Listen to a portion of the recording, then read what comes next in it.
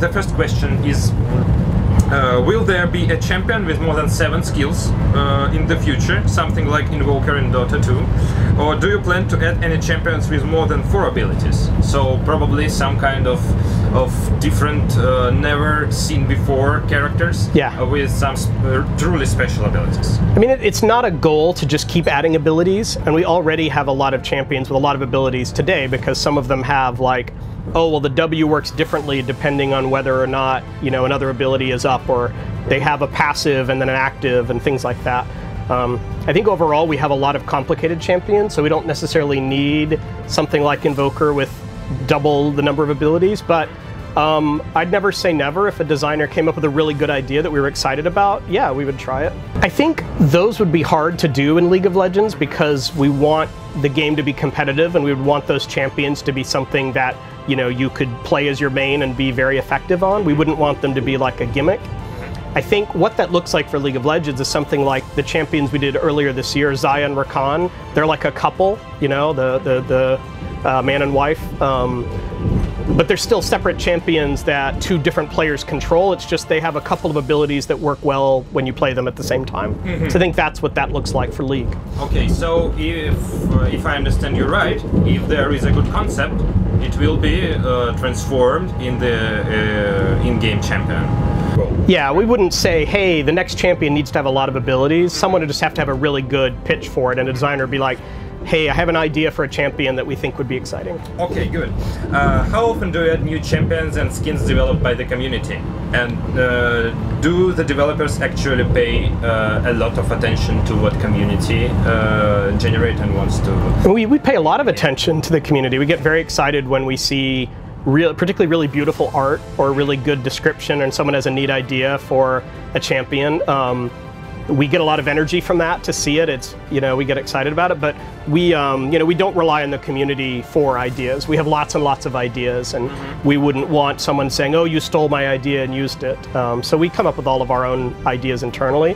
We may look to see what, you know, what are players excited about. Like maybe they think we have too many ugly champions, or maybe they think we need more, you know, more diversity, more like weird champions they haven't seen before. Then we may say, oh, well, look what the community's telling us. Maybe there's some information here.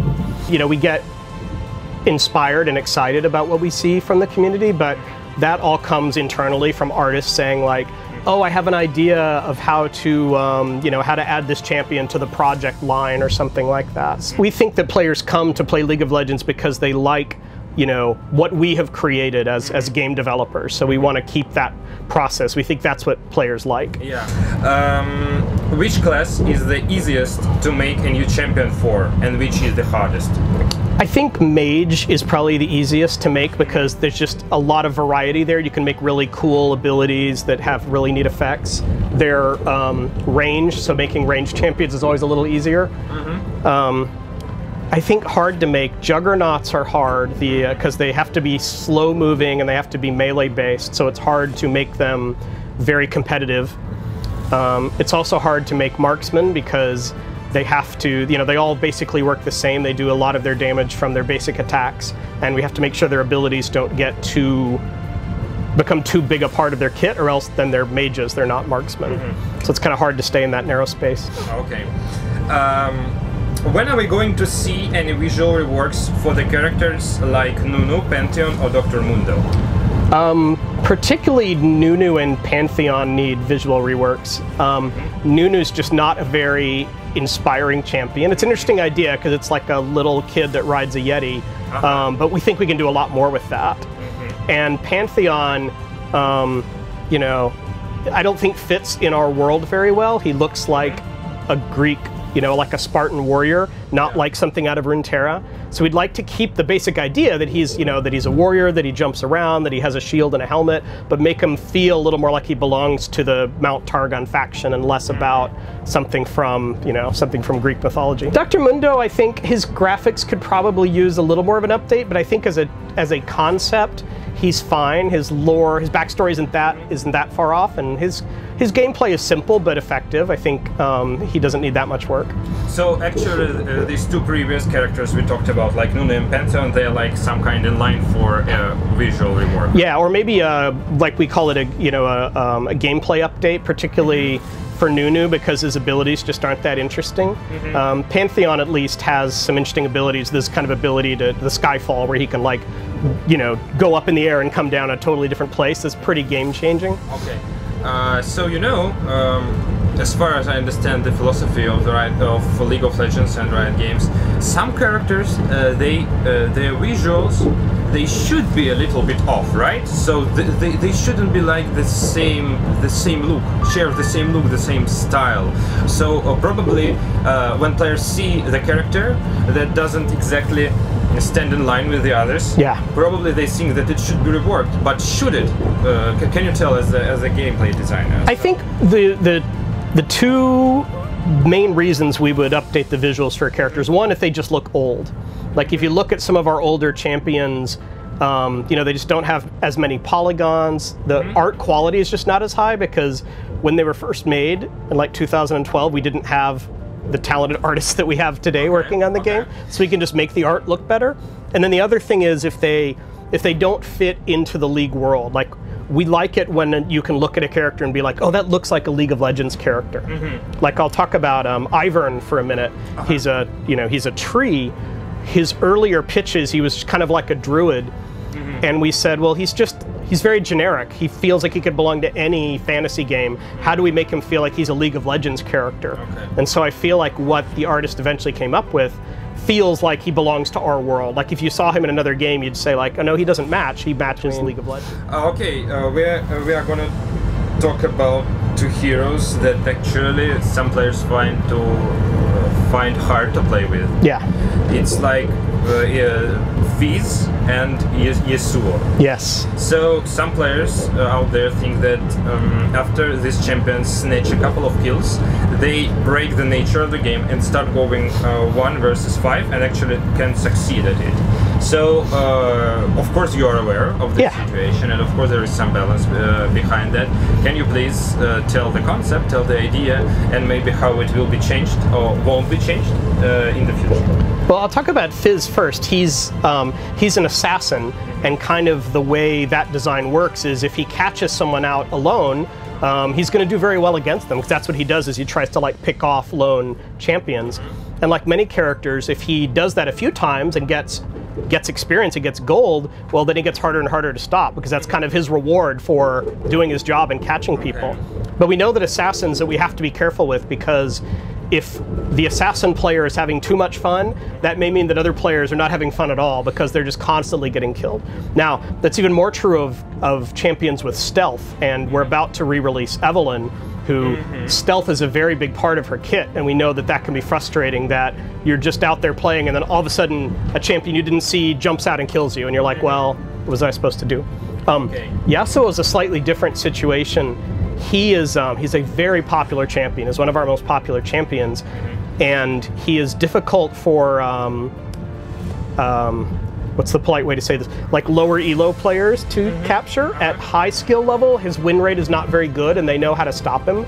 But at lower levels, he's one of those champions that it can be difficult to counter him, because it seems like no matter what you do, he has an answer for it. Because he can use his wind wall to block your attacks, or he can use his movement abilities to jump around the map a lot, and you may say, I don't know how to stop him. A lot of it depends on the skill. Now we know it's not okay to have a champion that is really frustrating to play at one skill level and you know, basically not an issue at a higher skill level. So we try to fix it and even it up a little bit when that happens. But we also, you know, there are thousands of players that love to play Yasuo, so we don't want to just say like, yeah, this is a bad champion, we're just going to change it. He probably doesn't need to be nerfed because his win rate isn't that high. What we need to do is solve the frustrating parts. Like we don't want players to come to League of Legends to get very frustrated. It's a game, you know, it's supposed to be entertaining. So we just want to make sure they feel like they have a little more agency when they're going up against those champions. Someone noticed that it took you almost 5 years. He was waiting 5 years to develop a new skin for Yorick. Yeah. And he wants to know why.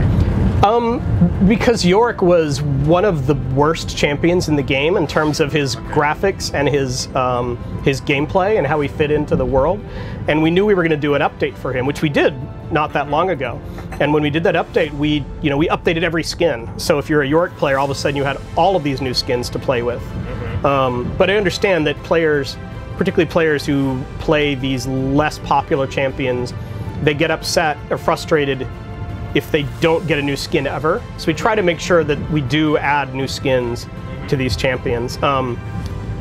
Yorick is one of those champions. Any character that has pets or minions or something like that, it takes a long time to make a skin for them, because you have to make a skin for the champion. For Yorick, you also have to make it for his zombies and the ghouls and the Maiden of the Mist and things like that. That's also true of someone like Zyra, because she has her plants, or Annie because she has Tibbers. All of those take a little more time than normal to make a skin for. What is the process for the champion to receive a new skin? It's complicated. A lot of factors go into that, like how long has it been since they've had a new skin? That's a factor for someone like Yorick. We also look at, what are thematic options we haven't explored yet. Like, it can be difficult to come up with new skins for someone like LeBlanc, because she's just a wizard with a staff. Like, how many different things can you do with her? Whereas some characters, I mentioned Annie before, the artists love to make skins for Annie because it seems like there's always ideas of what you do with like a little girl and her giant, magic teddy bear. We also look at, when we come up with a new skin line, like something like Star Guardian, we look at, well, what are the characters that fit in Star Guardian? Like, they're generally going to be young girls for the most part, because, it's kind of a high school fantasy, and Ezreal. So, is it based on popularity of the character? We look at popularity because, particularly for, if we're talking about a legendary and ultimate skin, we don't want to spend months and months of development time for a champion that very few players are going to purchase the skin for. So we do look at popularity, but it's not all about popularity, or else some of the lesser played champions would never get new skins. We want to make sure that everyone gets new skins. Like, Alawi's a good example, who has not had a new skin yet since she's been made, so we want to make a new skin for her sometime. So how long does it take to create a new champion from the scratch? It can take I'd say around 6 to 8 months, kind of depending on the champion, to get like the gameplay ironed out, to have the graphics and all the animation, to write and record the voiceover, and then to like balance them and everything. We used to make 12 champions a year, like one a month, sometimes one every patch. Nowadays we've slowed it down a lot to maybe 5 or 6 a year. I think it's very disruptive when we release a new champion and everyone has to learn how to play against that champion. So we balance that disruption with the excitement around a new character coming out that, like Kayn is a recent champion we made that players really like, and that's a very popular champion. So it's exciting to make that. We always want to make new champions. We've just slowed down the rate at which we make them these days. Why are there no dragon champions or shaman champions in the game? Shyvana is not a dragon, she just turned one. And Aurelion doesn't spit fire. Yeah, I mean, we have a dragon in League of Legends on the map. We have several types of dragons. We have a fire dragon and an ice dragon, and I don't know that we need champion dragons as well. Oh, okay. We try not to, just go down the list of like, well, what haven't we made yet? Oh, we haven't made a shaman, let's make a shaman champion or a dragon. I mean, Udyr feels a little bit like a shaman maybe, but I think just because we don't feel the need to make, every possible idea doesn't have to become a champion. Oh, okay. Now, if someone has a really good idea, one of the designers has a really good idea for Dragon Champion, maybe we'll do it. Okay, okay. So do you have any plans for champions with Russian names like Vladimir or Victor? At what point of the champion's design process you choose the name for him or her? And how do you go about it? Usually the name comes pretty late in the process, not always, but often I'm trying to think of where a champion had a stand-in name for a long time, like Kindred, we just called Jungle Marksman for a while, and Braum, we just called Manly Support. And then later on, once we figured out, once the art is settled a little bit, often it's the writer who does the voiceover lines who proposes the names, but the team kind of has to agree on, do we like this name? Okay. And we have to do things like, how does the name sound, and is it going to be confusing with another name? In English, at least, we made Zaya, but we also have a champion named Zyra, and we're like, oh, are these too similar? Should we change one or not? And we have, we also want to make sure that we don't pick a name that kind of means something, you know, vulgar or offensive in another language. Yeah. Okay. So, any Russian names coming through? I mean, again, it depends on the champion. We have one we're working on right now that maybe we just named that champion. I'll have to see. Okay. Some players out there, they're waiting for Rise overhaul. What are you thinking? They're making a joke because we overhaul Rise like every month or so because we can't make him good. That's a local meme. They're trolling us a little bit, yeah. Okay. His fantasy is that he is like a great wizard. You know, he uses magic very well. So we always come up with abilities that let him like kind of change the laws of reality, and it always ends up, particularly that pro players are very, very good at using him, and when he is good in pro play, he is like dominant. Like they pick him or ban him every single game. So we try to keep that from happening. Okay. Nocturne, Fiddlesticks, and Shaco are said to be friends with each other. Why? I think all three of those champions are older, and their lore is kind of dumb. Like Fiddlesticks is a scarecrow, and that's kind of all there is to him. And Nocturne is like a nightmare that came to life, and that's kind of all we said about it. I think those all have great opportunity to update their lore and, you know, put them in the world a little bit better and give them a backstory and relations. And maybe once we do that, they'll still have, maybe they will still be allies, or maybe they'll have, you know, more to their story than that. I think whenever the original designers made them, they're like, sure, why not? They're all kind of weird, non-humanish champions. Maybe they could just be friends. Okay, I see. Will you reward Timo? So basically, I guess that's a question that you hear a lot. We hear it a lot. He's one of those champions that can be very frustrating to play against because he puts invisible mushrooms all around the map and he poisons you, and he's just kind of annoying. So we try to figure out how can we keep the essence of the champion. Like, we would not want to take away his blowgun or the fact that he puts in mushrooms, but add a little bit of more of a skill cap and make it to where you can be like a really skilled Teemo player without people kind of thinking that's a joke. Why do the towers in modern League of Legends don't make too much impact in the game, according to some players who think so? I mean, the purpose of the towers is to slow down advance a little bit. Early on in the game, it's difficult to take out a tower because your champion isn't strong enough, and probably, you know, there's someone defending it. But we only want it to be a hurdle to slow you down. We don't want it to be able to defend itself forever. And we eventually want champions to be able to take down the towers.